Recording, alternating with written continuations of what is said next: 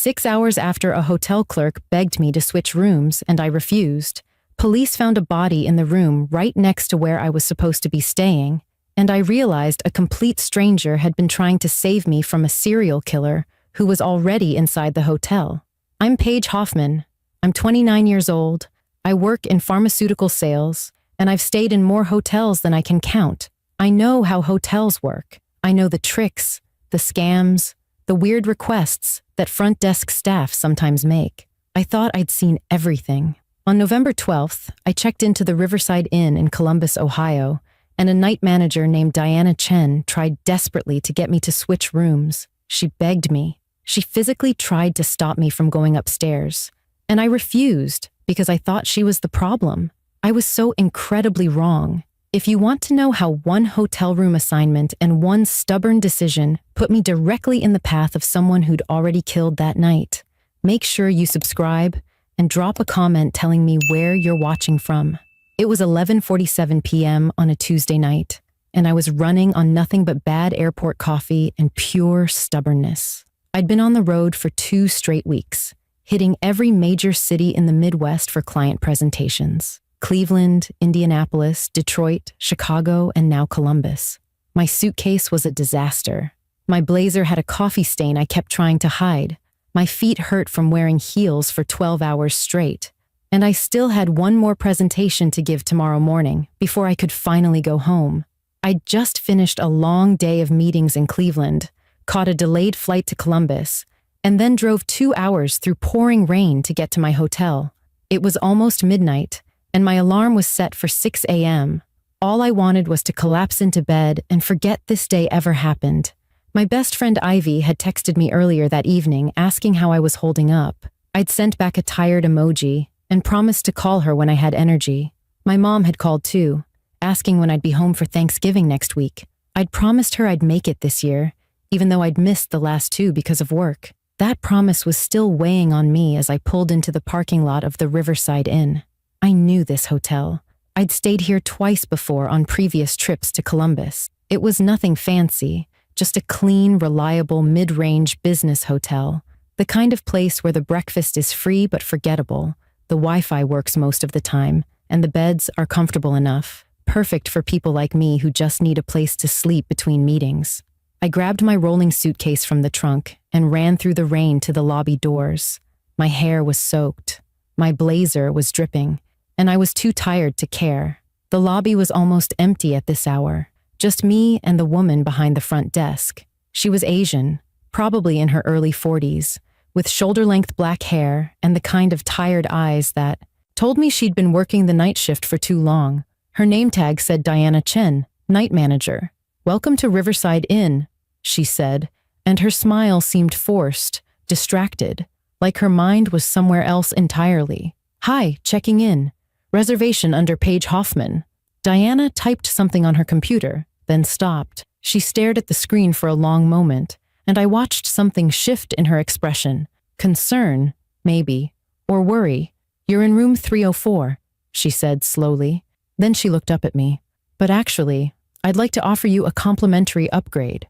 We have a room available on the 4th floor, room 412. Better view, quieter location.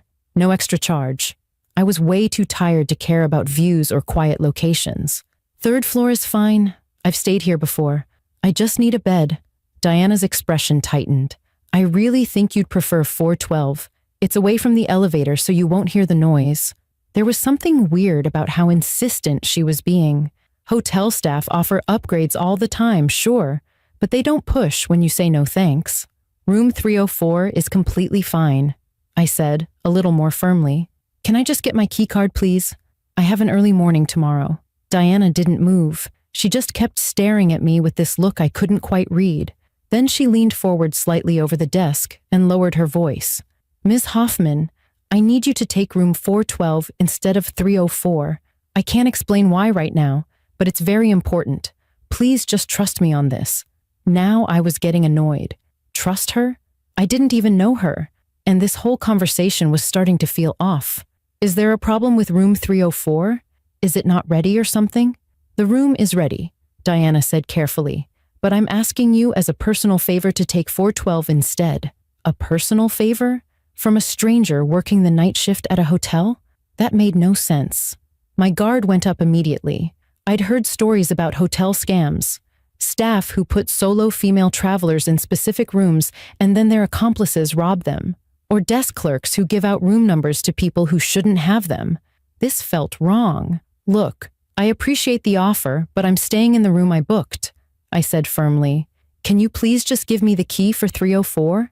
Diana's face fell. She looked genuinely upset now, almost desperate. Ms. Hoffman, please. I know this sounds strange, but you need to be in 412. You don't have to understand why. Just please trust me. Trust her? She was practically begging me to switch rooms for reasons she refused to explain. Everything about this situation screamed red flags. I need to speak to your manager, I said, pulling out my phone. I am the manager, Diana said, and there was something close to panic in her voice now. I'm the night manager, and I'm telling you that you should be in room 412, not 304. Please. I'd had enough. I was exhausted, soaking wet, and this bizarre conversation was the last thing I needed. Print me the key for 304 right now, or I'm calling your corporate office and filing a complaint. This is completely unprofessional. Diana looked like I'd physically hurt her. Her hands shook slightly as she printed the key card and slid it across the desk. But when I reached for it, she did something that shocked me. She grabbed my wrist. I yanked my hand back so fast I almost dropped my phone. What are you doing? Don't touch me. My voice came out louder than I intended, echoing through the empty lobby. Diana immediately held both hands up in surrender, her face pale and stricken. I'm so sorry, I shouldn't have grabbed you. But please, please listen to me. Don't go to room 304 tonight. Take 412 instead. I'll walk you up there myself. I'll carry your luggage. I'll do whatever you need. Just please don't go to 304. I stared at her like she'd lost her mind. This wasn't just unprofessional anymore. This was unhinged. A hotel manager physically grabbing guests and begging them to switch rooms while refusing to give any actual reason? No way. I snatched the keycard from the desk and grabbed the handle of my suitcase.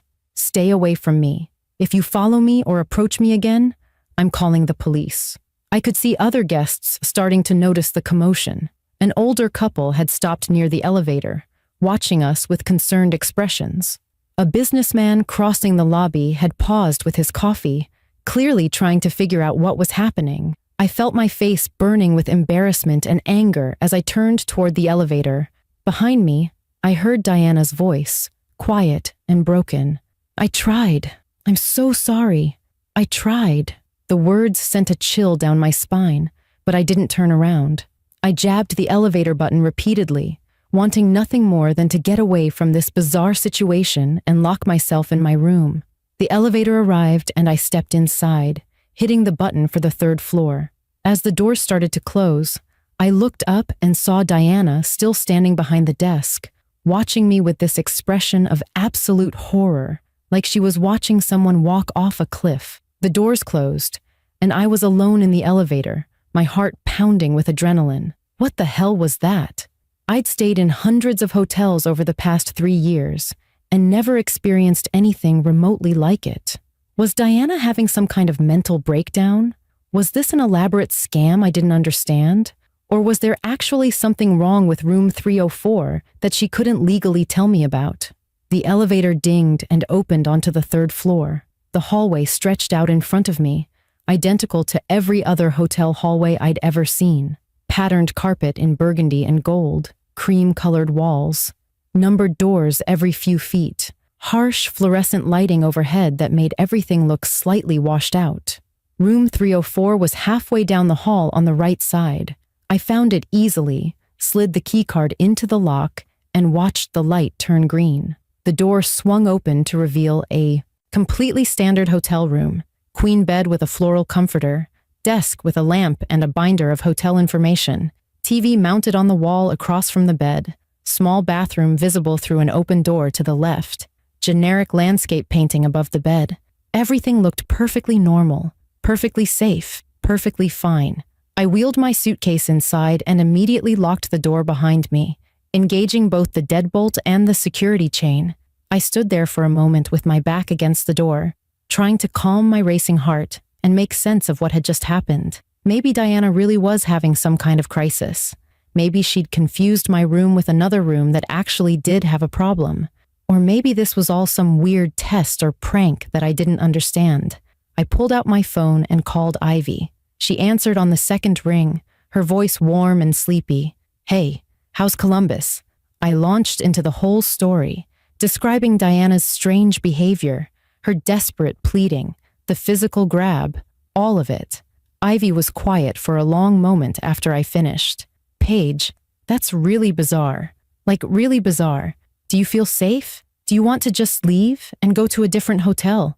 I looked around the room again. Everything still looked completely normal. The door was locked. The room was clean and ordinary. Maybe I was overreacting. Maybe my exhaustion was making everything seem more dramatic than it actually was. "I think I'm just tired and paranoid," I said, trying to convince myself as much as Ivy. "The room is fine. I'm fine. That clerk was probably just having a bad night or something." Ivy didn't sound convinced. "If you're sure, but keep your phone on, okay? And text me when you wake up tomorrow. I'm serious." We said goodnight, and I tossed my phone on the bed. I needed to shower, review my presentation notes, and get some sleep. Tomorrow, I would report Diana's behavior to the hotel corporate office, and then forget this whole weird encounter. I was unpacking my toiletries in the bathroom when I heard it. A sound from somewhere nearby. It sounded like furniture being dragged across a floor. Heavy, slow, deliberate. It was coming from one of the rooms next to mine, either 302 or 306. I froze, listening. The sound stopped, then silence. Hotels have thin walls, I reminded myself. People rearrange furniture. It happens. It's nothing. But I couldn't shake the image of Diana's face as those elevator doors closed. The genuine terror in her eyes. The way she'd said, "I tried," like she'd already failed at something important.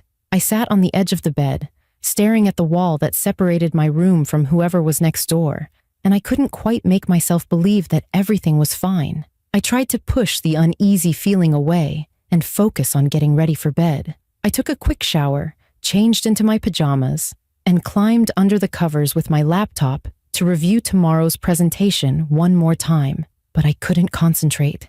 Every small noise made me tense up. The air conditioning kicking on, someone walking past my door in the hallway, the ice machine down the hall dropping ice.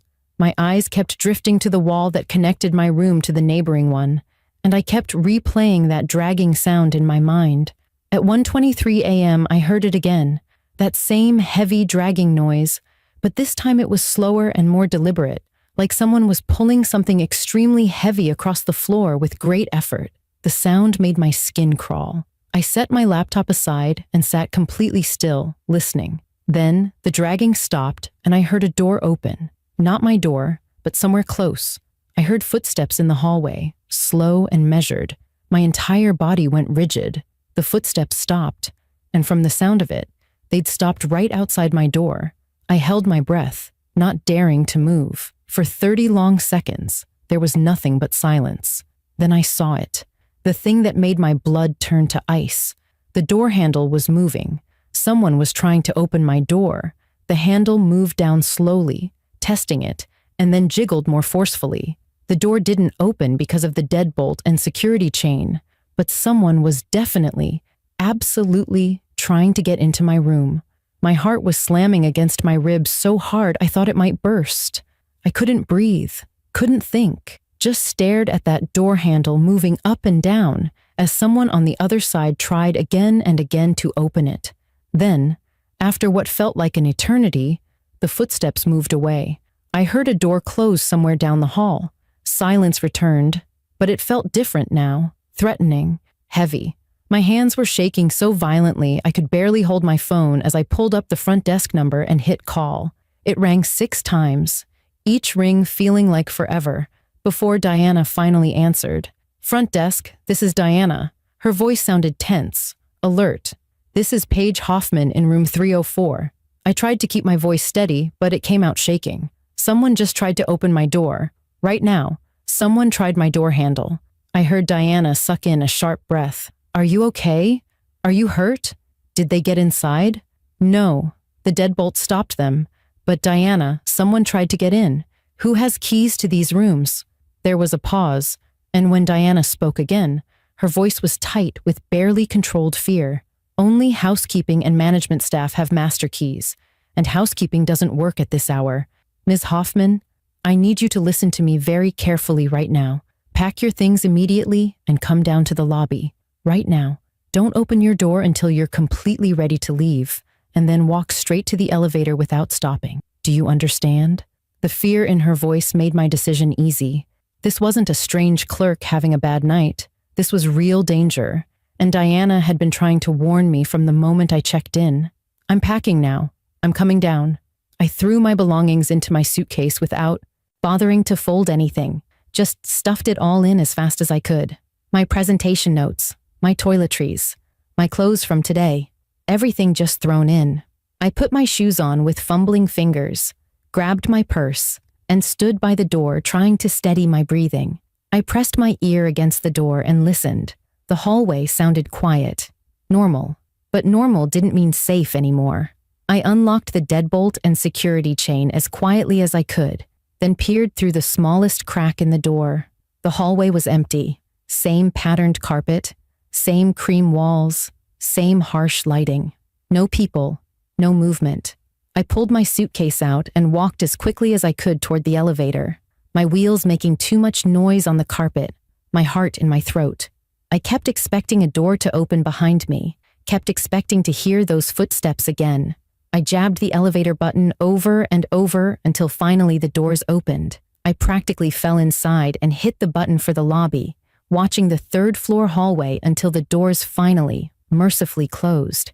When the elevator opened in the lobby, Diana was standing right there waiting for me. Her face was pale and drawn, and she looked like she might cry when she saw me. "Thank God," she breathed. "Thank God you're okay. Come with me right now." She practically ran back to the front desk and started printing a new keycard with shaking hands. "What is going on?" I demanded, my voice louder than I intended. "Diana, you need to tell me what's happening right now." She handed me a keycard for room 412. "I can't explain everything yet, but I need to make a phone call. This room is on the 4th floor at the end of the hall. It's safe, I promise you. Go there now, lock the door, and don't open it for anyone until I call you or until morning. Please, Paige. Just trust me one more time." Something in her face, the raw fear mixed with determination, made me nod. She'd been right about room 304. She'd been trying to protect me all along. "Okay, but you call me and explain everything." I took the elevator to the 4th floor. Room 412 was exactly where she said, at the far end of the hall away from the elevator. I let myself in and locked every single lock on the door, then pushed the desk chair against it for good measure. The room looked identical to 304, but somehow being here felt different, safer. I sat on the bed fully dressed with my phone clutched in my hand, waiting. At 2:47 a.m., my phone rang. Diana's name on the screen. "Ms. Hoffman, the police are here at the hotel. I need you to stay in your room with the door locked. Don't open it for anyone except police officers who properly identify themselves. Do you understand me?" My mouth went dry. "Police? Diana, what's happening? What did you find?" There was a long, heavy pause. When she spoke again, her voice was shaking. "They found someone in room 306, the room right next to where you were staying. I tried to tell you earlier. I tried so hard to make you move. I'm so sorry I couldn't explain more." The line went dead, and I sat there in the silence of room 412, finally understanding that Diana Chen had saved my life tonight. I didn't sleep for the rest of the night. I sat on that bed in room 412 with every light on, staring at the door, jumping at every distant sound. My mind kept going back to that door handle moving, to those footsteps outside my room, to the fact that someone had been right next door the entire time. At 4:15 a.m., there was a firm knock on my door.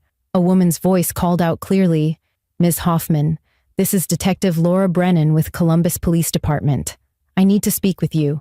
I'm going to hold my badge up to the peephole." I crept to the door and looked through the peephole. A woman in her 50s with short gray hair stood there in plain clothes, holding up a police badge and ID. Behind her, was a uniformed officer. My hands shook as I unlocked the door and let them in. Detective Brennan's expression was kind but serious as she gestured to the small seating area by the window. "May we sit down? I have some questions about your check-in tonight and your interactions with Diana Chen, the night manager." I sat in the desk chair while the detective settled on the edge of the bed, her notepad open. The uniformed officer stood by the door. I told them everything from the beginning. Diana's strange insistence on switching rooms, her desperate pleading, the way she'd grabbed my wrist, my refusal to listen, the sound of furniture dragging, the door handle moving, the terrifying moment when I realized someone was trying to get into my room. Detective Brennan listened carefully, taking notes, nodding at certain points in my story. When I finished, she looked me directly in the eyes. "Ms. Hoffman, Diana Chen saved your life tonight. I want you to understand that before I tell you anything else." My throat felt tight. "What do you mean?" The detective took a slow breath before continuing. "At approximately 2:30 this morning, we received a call from Ms. Chen reporting suspicious activity in room 306, which was directly next to your original room assignment. When our officers arrived and entered that room, they found a deceased female. Her name was Jessica Morales, 31 years old. She'd checked into the hotel yesterday afternoon.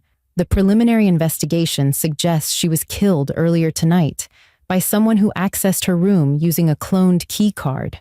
I felt the room start to spin. Someone had been murdered in the room right next to mine, right next to where I was supposed to be sleeping. We also discovered evidence that the perpetrator had created cloned key cards for several rooms on the third floor, including room 304, your assigned room. Ms. Chen had noticed unusual activity on that floor over the past several nights. Doors opening at odd hours, guests reporting feeling watched, small items missing from rooms. She'd been monitoring the security footage and flagging certain rooms as potentially compromised. Detective Brennan pulled out a tablet and showed me grainy black and white security footage. A figure in a maintenance uniform moving through the third floor hallway, stopping at certain doors, using what looked like a key card programmer. The timestamp showed this footage was from 3 nights ago. When you checked in last night and were assigned to room 304, Ms. Chen recognized it as one of the compromised rooms. She tried to move you to the 4th floor where the key cards hadn't been cloned, but you refused. The full weight of it hit me like a truck. So someone had a key to my room. They could have just walked in anytime they wanted. If you hadn't engaged the deadbolt and security chain, yes, they could have entered freely. Based on our timeline, we believe the perpetrator was in room 306 with Ms. Morales when you first arrived on the 3rd floor. When you called the front desk about someone trying your door handle, Ms. Chen immediately contacted us. She'd been gathering evidence for several days, trying to figure out how to alert police without spooking the suspect into fleeing. An hour later, after more questions and a formal written statement, Diana came upstairs with a police escort. She looked absolutely exhausted, her eyes red from crying, but there was also relief on her face when she saw me. The officers gave us privacy, waiting outside in the hallway. Diana sat in the chair across from me, and for a moment, neither of us spoke. "I'm sorry I couldn't tell you more at check-in," she finally said, her voice hoarse. "I'd been watching the security cameras for 3 nights straight. I saw someone accessing rooms they shouldn't be accessing, going in when guests were out, staying for a few minutes, then leaving. I reported it to my boss, but they said I was overreacting, that it was probably housekeeping doing extra cleaning rounds." She wiped at her eyes, but I knew it wasn't housekeeping. Housekeeping doesn't work at midnight. And yesterday I saw something that terrified me. I saw someone in a maintenance uniform, someone I'd never seen on our staff before, programming key cards in the back service area. I started tracking which rooms those cards were coded for, and 304 was one of them. I leaned forward. "Then why didn't you just tell me that? Why the weird insistence without explaining?" Diana's voice cracked. "Because I didn't know who to trust. What if you were somehow involved? What if you called someone and warned them? And honestly, I didn't think you'd believe me. It sounds completely insane. Welcome to our hotel, by the way. Someone might break into your room tonight. You would have left and gone to another hotel. and then I'd have no one to protect while I waited for enough evidence to call police. At least if I got you to a safe floor, I could watch over you." She covered her face with her hands. "When you refused to switch rooms, I panicked. I tried to physically stop you, because I knew there was active danger on that floor. And when you called about someone trying your door, I knew he was there right then. I called 911 immediately and told them to send units. Then I started checking every room on the third floor through our camera system. That's when I saw movement in 306 and told police to check that room first. Detective Brennan came back in to tell us they'd arrested someone. Richard Cole, 42 years old, former hotel management employee who'd been fired 6 months ago. He'd been targeting hotels across the Midwest, using his inside knowledge to clone key cards and access guest rooms. Usually he just stole valuables while people were out. But in Columbus, something had gone terribly wrong. Jessica Morales returned to her room unexpectedly and found him inside going through her belongings. We believe he panicked and killed her to avoid being identified. The detective's voice was gentle but firm. "And Ms. Hoffman, you were next. Room 304 was right next door, with a cloned key giving him access whenever he wanted. If you'd been in that room sleeping without the deadbolt engaged, or if you'd opened the door when he tried the handle, we'd likely be having a very different conversation right now." I didn't make my 8 a.m. presentation the next morning. I spent hours at the police station giving detailed statements, looking at more security footage, identifying the exact timeline of everything that had happened.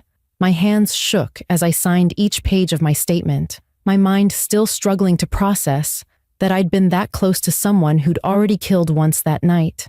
My company was incredibly understanding when I finally called my boss around noon to explain why I'd missed the client meeting.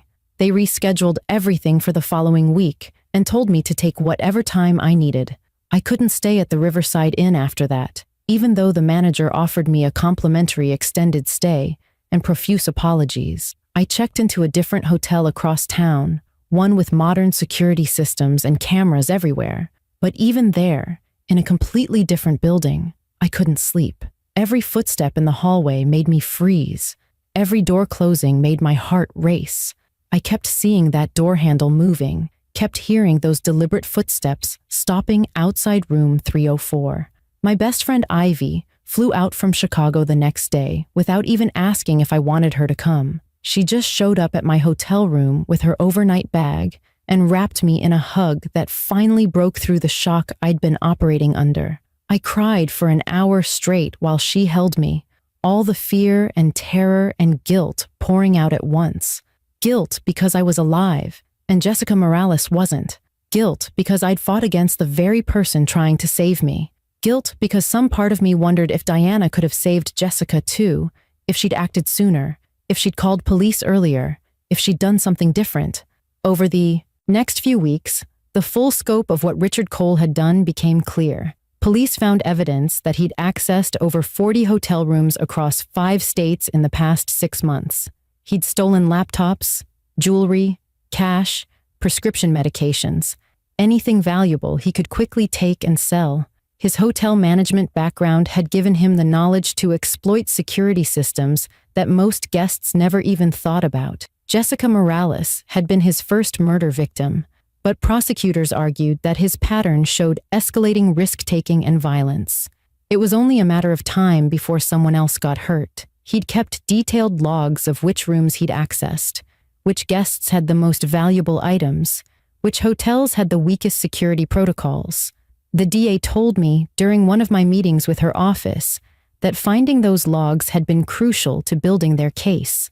Richard Cole eventually pleaded guilty to second-degree murder, multiple counts of breaking and entering, theft, and identity fraud. He was sentenced to 35 years in prison. I attended the sentencing hearing, sitting in the back of the courtroom, and that's where I met Jessica's family, her parents, Maria and Robert, and her younger brother Danny. They were devastated, broken by a loss that made no sense. Jessica had been a graphic designer, engaged to be married in just 3 months. She'd been in Columbus for a work conference, excited about her upcoming wedding, making plans for her future. She had no idea that checking into that hotel would be the last thing she ever did.